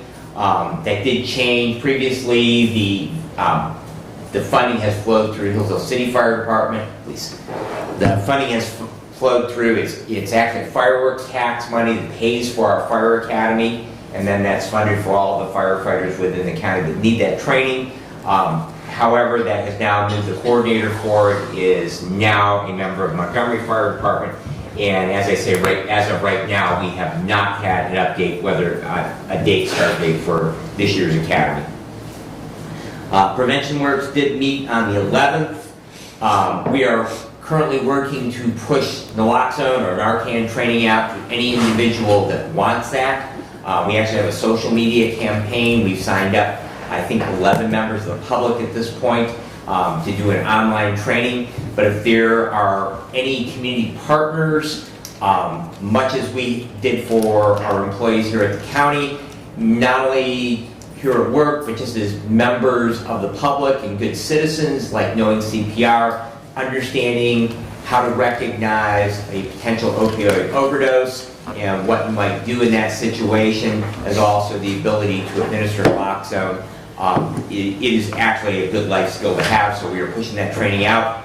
We also, through state funding and making naloxone more readily available, the health department will now have that product available for any member of the public that walks in and requests it at the desk out there. And also, we have 2 pharmacies here within the county that will be doing that as well during their normal business hours. And so you don't need a prescription for it, you don't need a reason for it, you can just simply go in and request it. And so the only thing that I would ask is if you do decide to have that product, that you do be mindful that it does have an expiration date on it. If it does expire, then take it to one of our drug disposal sites. We do have one at the Sheriff Department, one over at Litchfield, one up in Somerset, and you can return that back there and just make sure that you do have current and fresh product for that. We will have a work session tomorrow for Prevention Works to update our action plan for 2022-23, and that will be tomorrow morning. Commissioner Weiner reported on community action agency. We did have 9 employees through our Head Start or our pre-Head Start programs who have been actually moved their certification up. They went from a high school diploma and they are now a certified classroom aide, and we were actually nationally recognized for the number of our employees that have completed that. So that was a nice thing for our community action agency to be recognized for. Also talked about some funding. There's some MISHTA funding for energy improvements, and we are actually, because they have changed the requirements on that program and how we can bill back the administrative costs on that, and so we are no longer able to do that, and so we are actually considering that we may not receive those energy improvement dollars because of those additional requirements, and pushing that cost back on, that we would actually end up bearing the administrative costs rather than being able to bill them back to the money that we would receive for doing so. The 911 board did meet last week. They did approve their tentative budget to send on to the finance committee, and so that is done now. Dave Holcomb was in attendance to update the board on technology issues out there. When the building was built, I believe in 2016, they added a new universal power supply. So they do have a generator out there, but since they're very technology driven, basically all the radios are simply computers, and so there's a lag or interval from the time that the power might go out, the generator starts up, and so we do have UPSs out there. The batteries on those have not been checked or maintained since it was built, and so we probably are going to have to replace some batteries in that UPS out there. Also, our CAD or computer-aided dispatch server that runs all those dispatch terminals out there, and all the information. If you've been out to the dispatch center and seen all the screens, they have that software lives on a server that is physically housed there at Central Dispatch. Like any technology, it's about 5 years where it needs to be replaced, and we are end of life for that. And so that's going to be about $61,000. That is in their budget for next year that they submitted for that new server. And then there also was much discussion about how that they are going to be able to fund going forward, not only those technology and capital equipment needs there, but also the funding for the Camden Tower and the Osseo Tower, which are legacy towers and 40 years old and really at end of service. You did see previously some numbers on those, $700,000 to replace those towers with no 800 megahertz, simply taking our current VHF equipment and moving those on over to those towers. We do have a meeting tomorrow with our medical examiner. Commissioner Wiley and I will be participating in that. We've had some concerns raised about that in our contract. With Lenawee County will be expiring at the end of this year, and we want to address those issues before we move forward with those discussions. So we will look forward and probably have a report for you at our next meeting. The absentee ballot box at Jefferson Township was vandalized. You may have heard that news story. Supervisor Wismer called me that morning after they discovered that. They probably, when they do the replacement on that box, they will be putting it inside the building with a slot. They already do that for payments for their sewer system and tax bill payments. They have a slot that goes to a secure box inside. And they're also looking at a camera system. Adams Township did recently install a video surveillance system both on the inside and outside of their township wall. I believe the cost was around $3,000 for that. And Jefferson will be looking for a similar quote on a similar camera system. The River Raisin Watershed Council semi-annual meeting is this evening at Hidden Lake Gardens. My fellow commissioners are all invited to attend as well. Part of the discussion will be, as I previously mentioned, they are looking at a revised dues schedule, and in particularly to the governmental units, so it will be interesting to see how that discussion goes. I am planning on attending. And the Public Safety Committee and the Sheriff will be meeting with representatives from the Intermediate School District. I did see here in the information we received today about the School Resource Officer grant. We will be discussing that, and consequently that is scheduled, I believe, for November the 7th in the morning, and hopefully at our next meeting we will have a report for you on the progress with that. And that concludes my report for this meeting, unless you have questions for me. At a previous meeting, we talked about the mental health first aid training, and you were going to take that to the security committee, I believe? And we will meet in December. Okay, okay. Brad and I also sat in last week, I believe it was, 911 negotiations with the dispatchers, and we have a TA on that at this point. And I believe, at least the communication that I got from the lawyer is that the unit has voted and ratified that. So I was leaving that for management personnel, so. I appreciate that, but I'll just tag along with your 911 report. And to go along with that, the supervisor's contract should be emailed to their union rep later today. So He was unable, because he had a family emergency, he was unable to attend at the bargaining session that we had scheduled for last week. And so consequently, we did not get the negotiations with the supervisors union. But as you say, that now that we have the one contract in place, hopefully we will be able to echo that with the supervisor's contract. the two contracts kind of mirror each other. The biggest difference would be, quite frankly, the pay scale would probably be the biggest difference in the two contracts. But we'll keep you updated on that, and hopefully by next meeting, we'll have those for, our approval. So, Commissioner, the one thing, I provided you with that school resource officer grant program paperwork. I received that at our school board meeting last week, Wednesday. The item of note that I saw there is a little different from what I believe we were told by the ISD superintendent at our last meeting, where every school is going to get $25,000. It's a 50% match with the school district. Up to no more than 25,000, but at a 50% match. Okay. So, I will definitely read through all that carefully before. I haven't had all the opportunity to review to see if that match can be in kind from other governmental sources or not, but yes, it's still only a 50% match up to no more than 25,000 for that, so. And I will see the sheriff just copy that before our meeting. okay. Anything else for Brad? Doug, I believe you're up next, sir. Thank you. Several meetings since our last chance to chat here on nice Tuesday mornings. Hillsdale Township has had their township meeting as well as City of Hillsdale with their council meeting.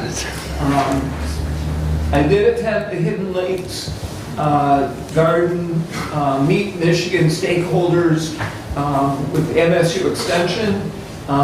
Very informative. It was a good couple hours.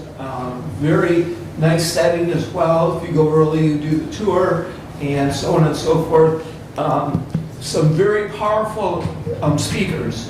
We had the Dean of College of Agriculture and Natural Resources. We had the Ag Bio Research Director. We had Quentin Tyler, who is the MSU Extension Director in the state of Michigan. And we also had the Director of Government and Stakeholder Relations for Michigan State University. I mean, it was very, they're doing a road trip to all the different counties and districts. And it was quite an informative session with many questions. Perhaps 30 participants from Lenawee, Jackson, Hillsdale County, and it went very, very well. I did ask specific questions regarding Lewis Henry Park and did receive input from Mary Bowling, as I said earlier, who is the interim director of MSU Extension for our District 12, and she is very interested in and will reach out to their water ecologist for a site visit at Lewis Emery Park. So that'll be very, very productive, I'm sure, as that goes. One of the comments that Casey Bolton made from Lenawee County, one of our counterparts, was the appreciation of MSU Extension for the new commissioner training. And I remember that I went through that as a new commissioner, and that'll be a new round of sessions for commissioners will be coming after this set of elections. That's something to look forward to. Also, I had my parks meeting. Many comments. Again, we did talk slightly about some of the funding and how the budget process works. Road Commission did meet, and an update from our facilities on the front of the court, HVAC. The specs have been written. It is currently out to bid, with those bids being due November 17th, and we hope to have a recommendation for the November 22nd Board of Commissioners meeting. I spoke yesterday for about an hour with Nathan Hall, who is in CSC consultant that is working on our courthouse needs study. Friday, he had sent me a very preliminary summary of his report. I digested it over the weekend, and I had conversation with him yesterday.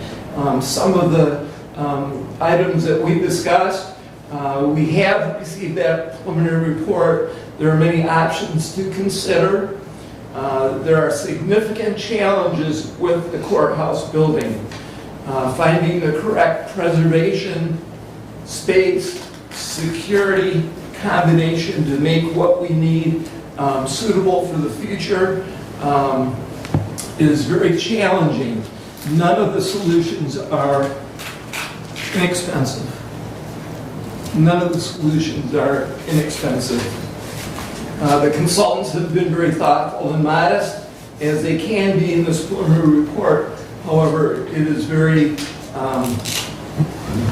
something that we will need to make decisions on as we go forward.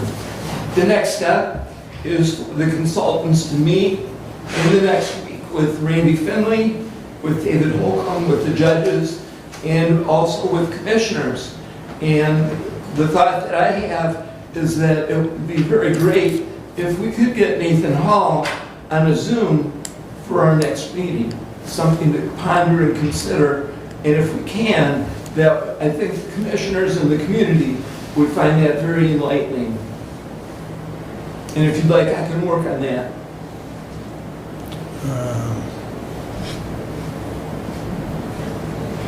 It's a possibility. Okay.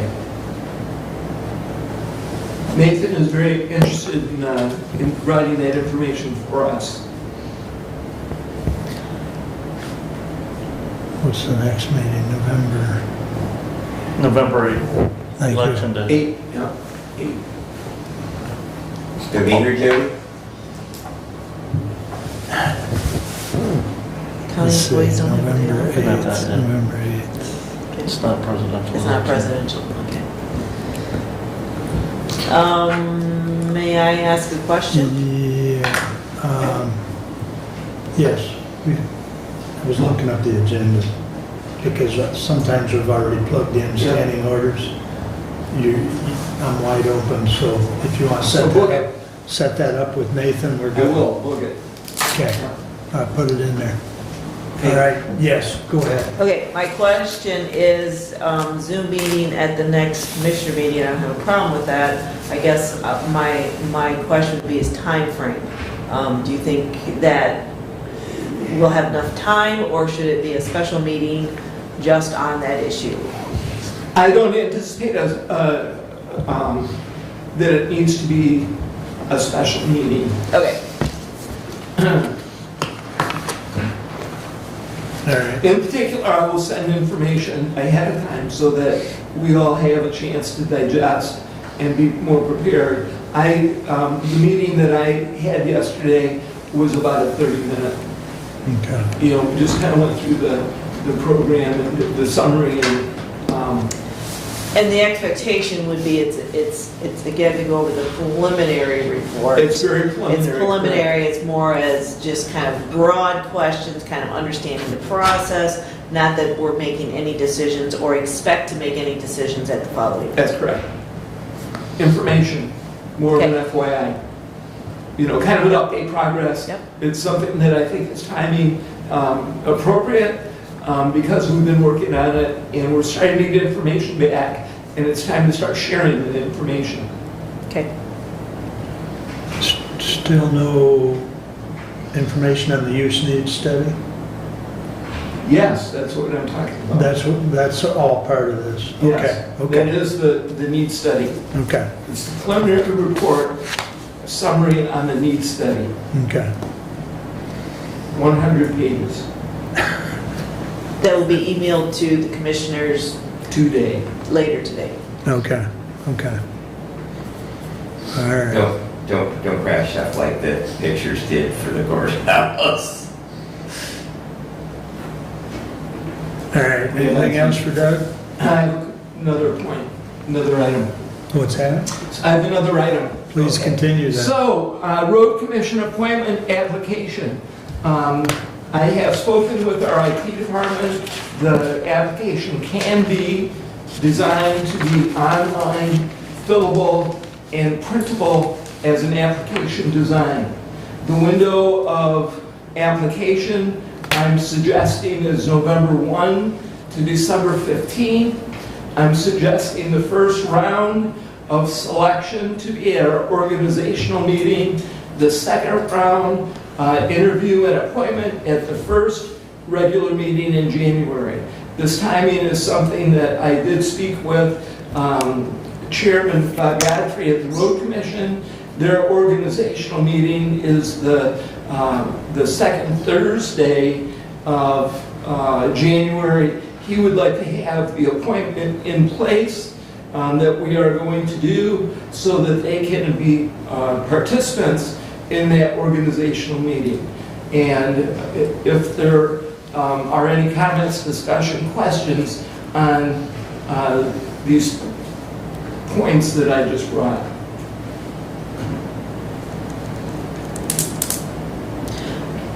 I guess I want clarification of what you mean at the county commissioner organizational meeting, which will be, and again, January 3rd, which is Wednesday? Tuesday? Okay. What you mean by selection or whatever comment you made? Here's what I mean, and this is discussion at this point. The application process, as I mentioned, goes November 1 to December 15. Once that is concluded, then the new board receives the applications so they can have a chance to study the applications. Our first meeting as a new board is that January 3rd organizational meeting. At that time, in addition to the organizational meeting, as an agenda item, we can pare down, if necessary, the applications. Let's say we have 20 applications. Bring it down to 2 and 2, my suggestion. If there aren't that many applications, then naturally we don't pare them down. We take them to our first official regular meeting, which is Tuesday before that Thursday road commission meeting. On that Tuesday regular meeting, we would then make our appointment of the 2 seats that we are going to be adding as altering the number of road commissioners.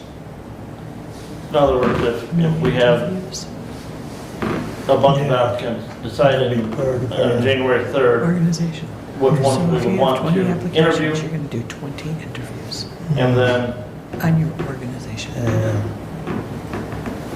What's that? Those interviews would then be conducted on January 10th. Yes. Okay, that's what I want to know versus your language, what the expectation Right, was. so there that seems people to be a understand. question at the table. Yeah, the interviews, how are you gonna decide who you're gonna interview? I mean, Well, you're talking about, you used a number of 20. Are you gonna interview all 20, or how are you No, gonna pare not- these down? Commissioner, that would, so we would decide on January 3rd. Yeah, The Board of Commissioners, yeah.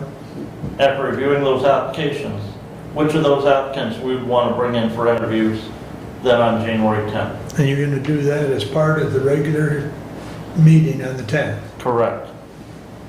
Okay. It's, you know, I look at that, it's no different than what the Board of Commissioners did 2 years ago, just over 2 years ago, when they had a commissioner resign, and you interviewed 5 applicants during the regular Board of Commissioner meeting to appoint to that vacant position. Right. Well, as long as we pare it down at the organizational meeting, Yes. so that, yeah, okay.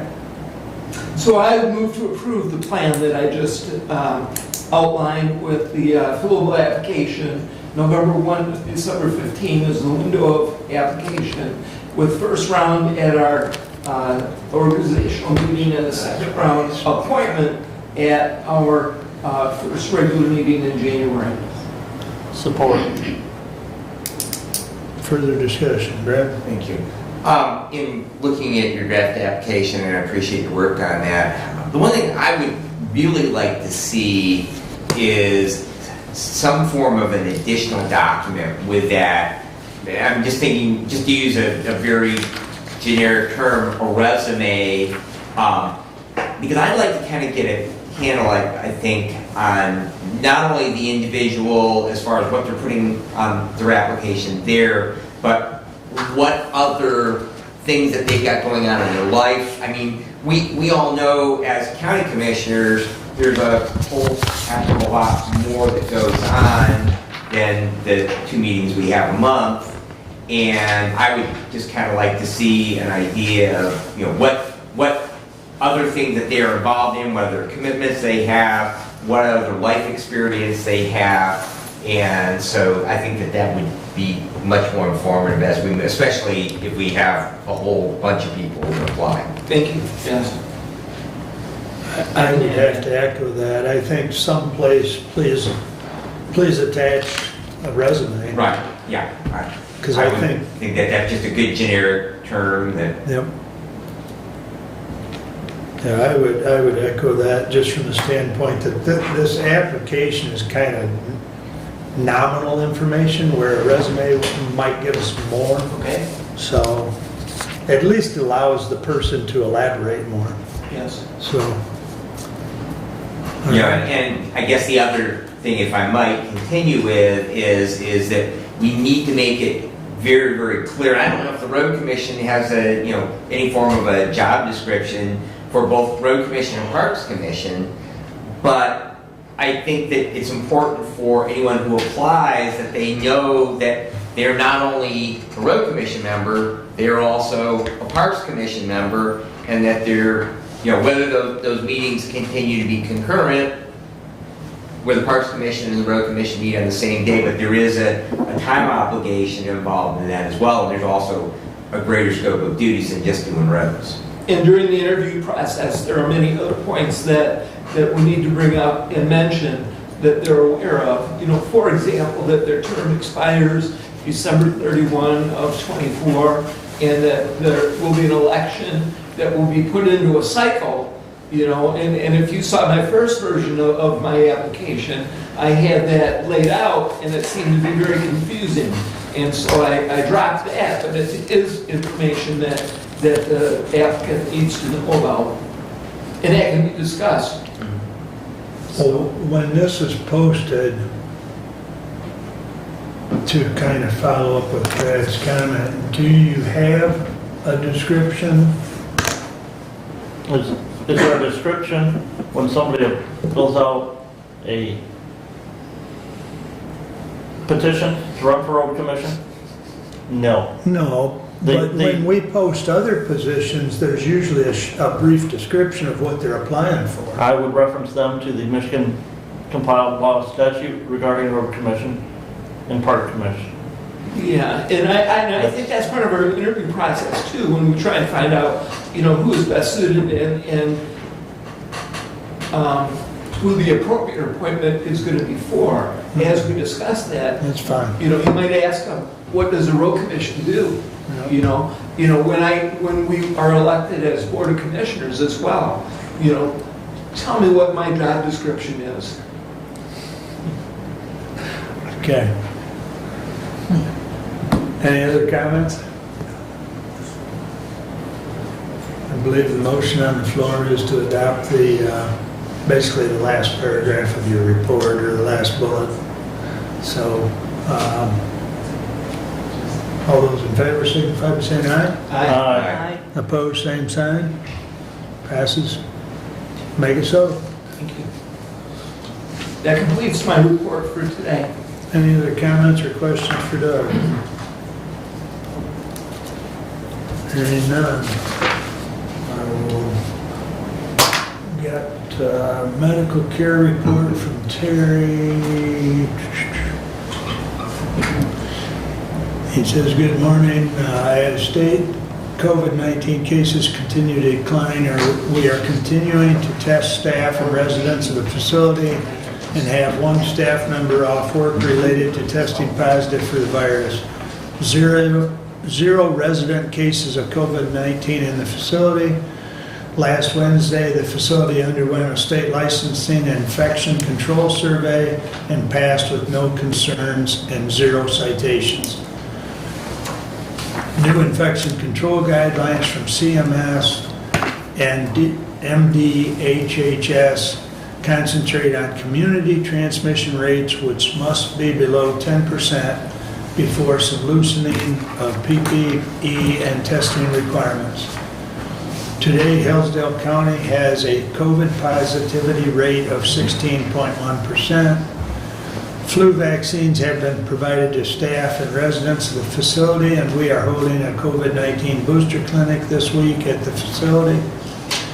Visiting, group activities, and communal dining at the facility continue.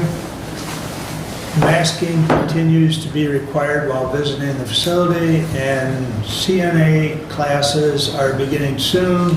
Anyone interested in becoming a certified nursing assistant, please contact the facility human resources department. So that's what's going on at medical care.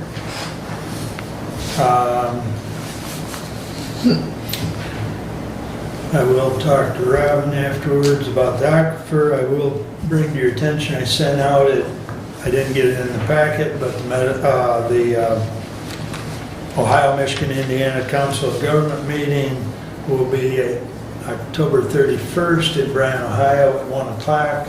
We will be getting an update from USGS, and I hope to have an update from Ohio EPA or DNR regarding the fish farm.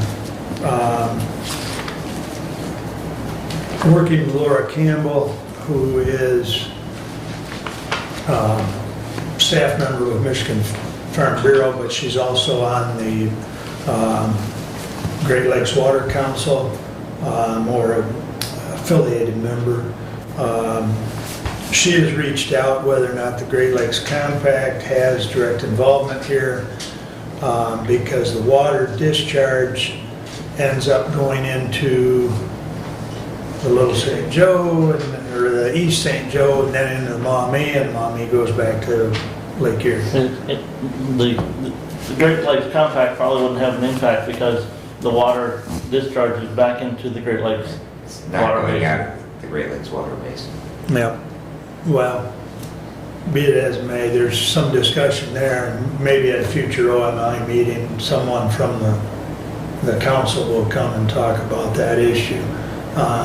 It doesn't appear as though they have any authority because the water is staying within the watershed. So, even though it's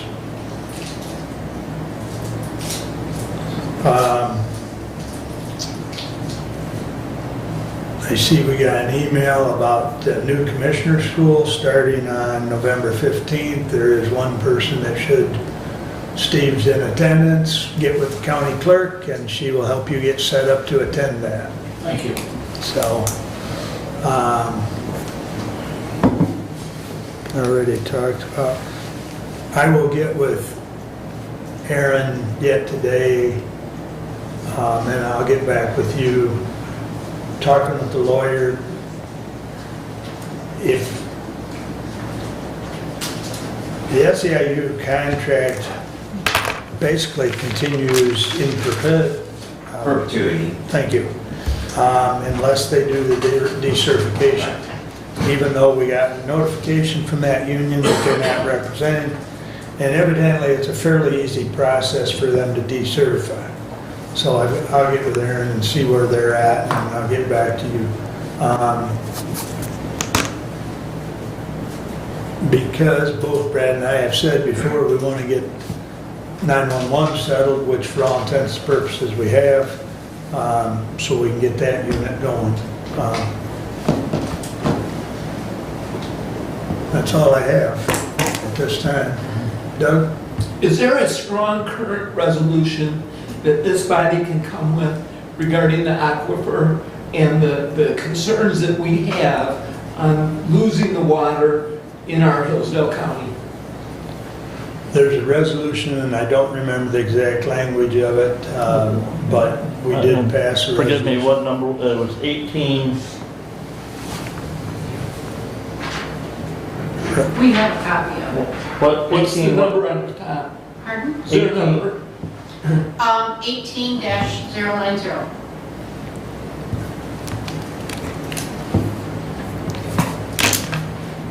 So 18, my question is, can we bring a current resolution that is strongly worded that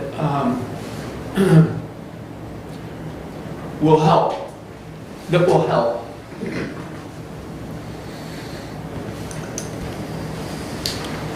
We can always create resolutions. What impact it has is unknown. I mean, you know, we can send anything we want to the state of Ohio, but at the end of the day, the way things have been and the way things continue to be is they take care of things within their state. Michigan takes care of, you know, the line is drawn. So whether we send something down there and they take heed. Well, then, is there something we can do in our own state with the concern that we Trust have? me, Eagle is greatly involved in this, Doug. And that's my question. Yeah. What are we doing, and can we be stronger? Eagle, as well as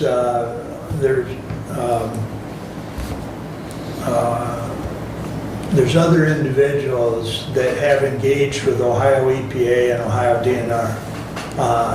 So there is a very open line of communication, but I just don't really know who's going to blink, you know, type thing. Hopefully we'll get more of an update next week at the meeting, but I know Laura's been working on our behalf very strongly here, so. and on that issue, the Ohio DNR did issue a new conditional permit for a 5 million, no, 5.1, 5.1 or 2. $5.2 million water withdrawal from one well field. That well field is closer to the Michigan border than the previously approved 3 million gallon well field was. It is still conditional upon 3 or 4 other aspects that this corporation must have to get. One of those is they have to get a natural pollution discharge permit from the Ohio DEQ. That is still in the process of review. The public comment period for that has ended, and there are some other requirements on that. The interesting thing that I noted, Michigan Eagle submitted a comment on that water withdrawal permit, and they weren't flatly opposed to the 5 million gallon withdrawal. They had just asked the Ohio DNR to approve just 2 million at the new well field and leave the other 3 million at the previously approved well field. And that, you can read all that paperwork on Ohio DNR's website for the Aqua Bounty permit. So, and, you know, I know USGS has been in the process of conducting a new survey on the aquifer. I would tell you that until that gets done, they're going to continue to use old USGS study on the aquifer. And there's a study on that aquifer that is referenced in both the permit application and I do believe in maybe Eagle's reply, I can't remember. But there is a study that USGS had done, but that's, I think, about 4 years old now, Mark. Middle 80s, I think, is when that study was done on the aquifer. I think it was 87 that the report that they're working off of. And I know Brad Lodge from Ohio DNR, I had reached out to him and asked why they were using, it's actually 1989. I just found the email. It's the groundwater model that they used, and they used it to compare it to the model submitted by the applicant. The applicant actually paid an independent firm to create their own model, and since they paid for it privately, we're not able to access that. But that model was compared to the 1989 groundwater model. And until USGS completes their study, we'll still be working off of, as you indicated, old data. So, but.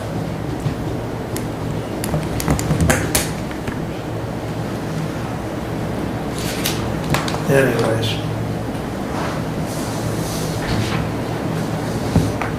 Any other?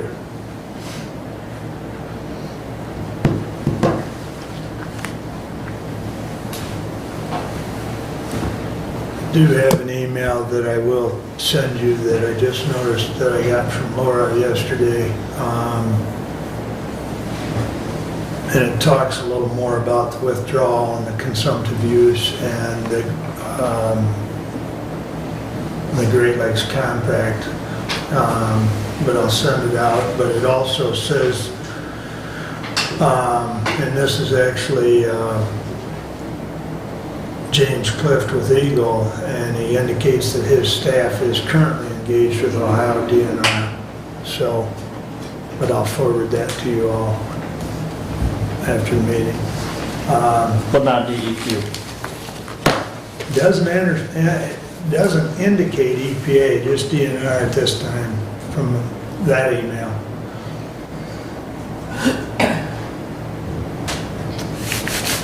Okay, that brings us back up to public comment, I believe. Anyone wish to address the board at this time? Absolutely. Bob, Steph, flip a coin, one of you. Please, Steph. How you going? No, I got a bone to pick. All right.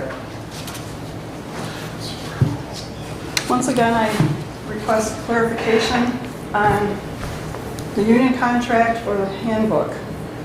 I sent out an email to no response to my personnel committee people. Very frustrated that I didn't hear one word back.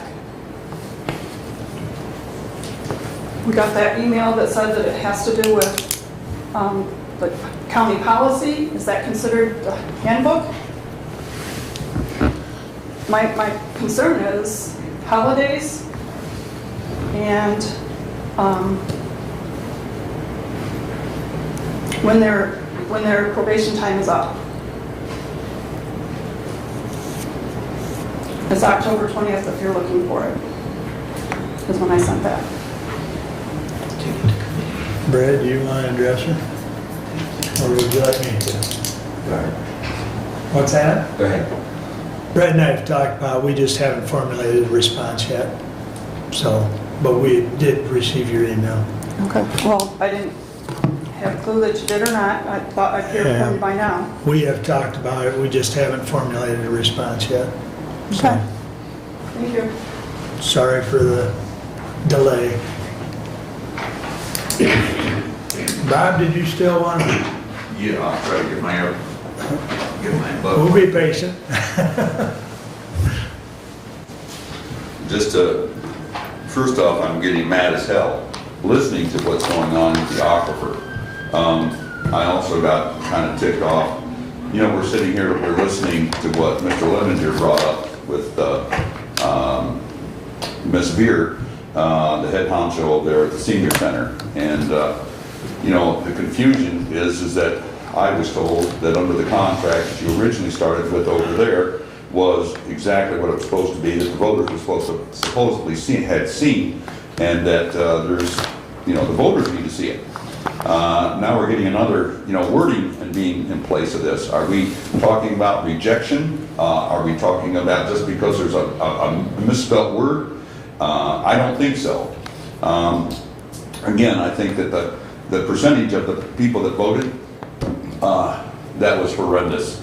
That it didn't get out to the public like it should have. And it should have been, you guys are the ones that are getting voted in. And they are responsible, you are responsible, I should say, of getting that to that public. Not just by setting it out there one time on the news or something like that. It's nonsense. It's a responsible part on which you all have to take at each one of these townships. Those voters need to know something. And adequately. There's not, this one-time stuff is BS. The aquifer, the discharge issue, again, up there in Milwaukee, you can look that up. Your 8-state compact becomes quite valuable, but I don't think that we're looking at what we have that's on our location, either in Michigan or not. We have 3 filter systems coming out of Lake Erie to feed Toledo. 3. And that's because the plume that we're creating from all the farming or what industrial or whatever's coming out of it.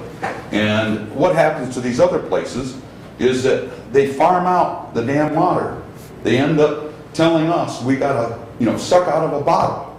We have to buy and we have to put in a new well, which is in California. They're $800, $1,200 to $4,000. Come on. How many times do we see that down in Atlanta? How many times are we seeing that going on? Milwaukee started off with 4 million gallons. They're at 11. They're shooting out all the sewage that they supposedly retreat, all that back into the Great Lakes. And then you see these little floaties in the lake. It's pretty disgusting. But anyway, I hope you guys will take a hand in something like this. This is nonsense to steal from the public. If we're going to let, what, Matt Ward, he's going to be looking at the level of our lakes. I mean, let's do exactly what we're supposed to do. Watch what we have to do with those that need the water. You know, we're going to be begging people. We're going to be paying somebody else for our own damn water. Anyway, thank you for listening. Thanks, Bob. Anyone else wish to address the board at this time?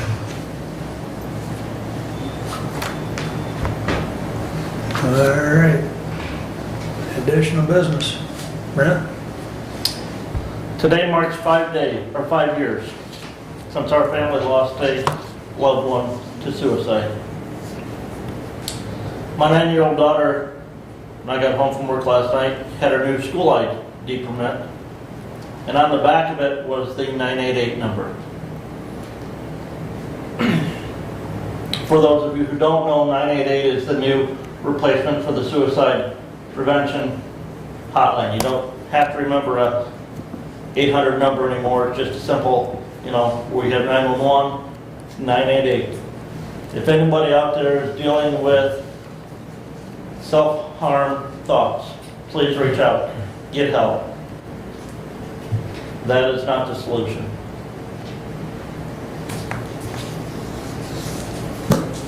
Kathy? I think I'm good, thank you. Doug? Just activities at the senior center. Tonight is ballroom dancing at 5:30. If you bring your camera, you'll see a commissioner in ballroom dancing. Oh, no. More heels too. All of the above. Brett? I can't tap while running dancing, so I'm good, thank you. I can't get that picture out of my head.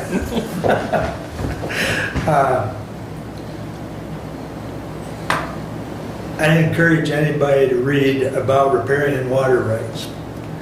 We all have the right to use the water that's under the ground or in the lakes or in the streams. I understand it's an emotional issue. And I too am very concerned with the health of our aquifer, because there are aquifers that are in trouble. One in the western United States for sure, in the heartland, one up around the Grand Rapids area. Those are probably the two that are most in the news as of recent years. But I also tell people, be careful what you ask for.